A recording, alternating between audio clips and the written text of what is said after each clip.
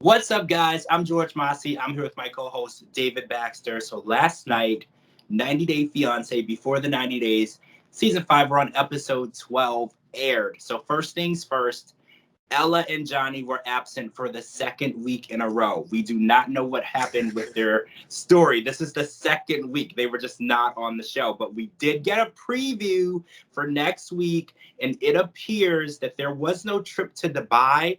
It appears that Ella has cheated on Johnny, and we saw her admitting to that on a video call. So we're going to have to see the aftermath of her actions and how this is going to affect their relationship, if there is even still a relationship after this. So unfortunately, we're still going to have to wait. So it'll be a 3-week wait for the Ella and Johnny story.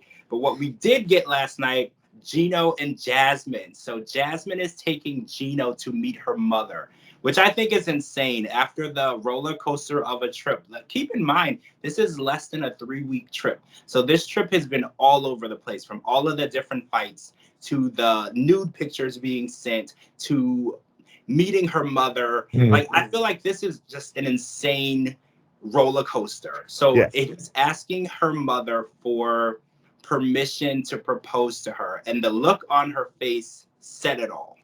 And he came in not dressed up at all. Like, if I was going to go to propose to my future fiance, I'd put on some pants, I'd put on some shoes, I would shave my head, I would not wear a hat. And you would take off your hat, right? You would take off your hat. Mm-hmm. I feel like Gino feels that basketball shorts are appropriate for all occasions. And I just beg to differ. This is not Miami. This is not Miami. Everyone doesn't walk around in basketball shorts. And I feel like he doesn't take the extra mile to make a good impression on people. And I know it's not about what you wear, but sometimes when you're out and trying to make a good impression, especially on the mother of the person you want to marry, what you wear is important. Dress the part, show her that you are worth giving the blessing to. And I feel like he doesn't feel like he owes her any extra anything. He's just like, oh, I'm not taking off my hat and I'm not gonna get dressed and I'm not gonna impress her at all. And I just feel like that's the wrong way to go, especially going through what they've been through on this trip. The idea that Jasmine is still entertaining Gino at all is so confused by that.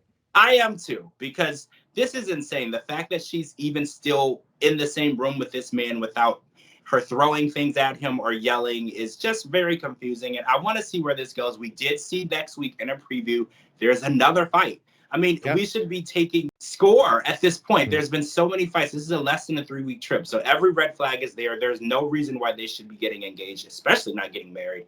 Good thing she was on the birth control, right? So let's talk about Kim and Soulja Boy. So Usman finally announces to Kim, we already knew that he announces to Kim that Zara is a song that he wrote about an actual woman named Zara that he was actually dating while he was talking to Kim.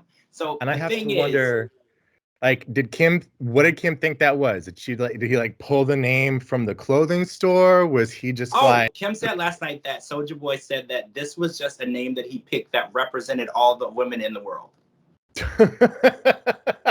Like, let me just scroll through. Okay, that one. Yes, that's where the name supposedly came from. And I think the issue, so they were just friends, but I look at it like this. So Kim slid into Soulja Boy's DMs. She made it clear from the beginning she liked him more than just friends. So the idea that he was dating someone this whole time and had made all this extra time to FaceTime her, call her, and text her, that's where the issue lies. Because if you're in a relationship and you're an honest person and you're not creeping around, you would not have that type of time. You would be honest and be like, look, you DM me all the time. I just want to make it clear to you, I am in a relationship with someone else, and I don't feel that this would be an appropriate way for us to communicate. Because she was telling him she was not seeing anyone else. She was telling him that she wanted more than friendship, and he never once mentioned that there is another woman. And I think that's where the issue is. And in Usman's mind, he's looking at it as, well, we were friends. I don't have to tell you anything. Yeah, we were. But in order to build a relationship, it shows that his intentions were never good from the beginning. So there's no foundation for a relationship. And if he never can see the issue in what he did, I think pursuing anything further is probably going to be bad, which is kind of what Kim is understanding now. Like going on and letting this go is going to end later in a bad way.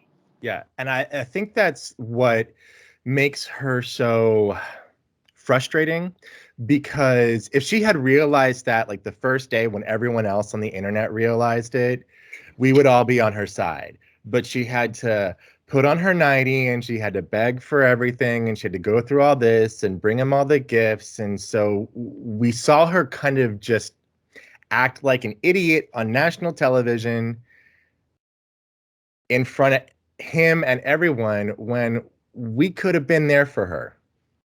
I know. I want to be there for her. I want her to. I did see that she took the laptop back. I wanted her to take everything back. I didn't want him to keep anything because I felt like it was under false pretenses. Because I do feel if Kim knew the truth, she would have behaved differently.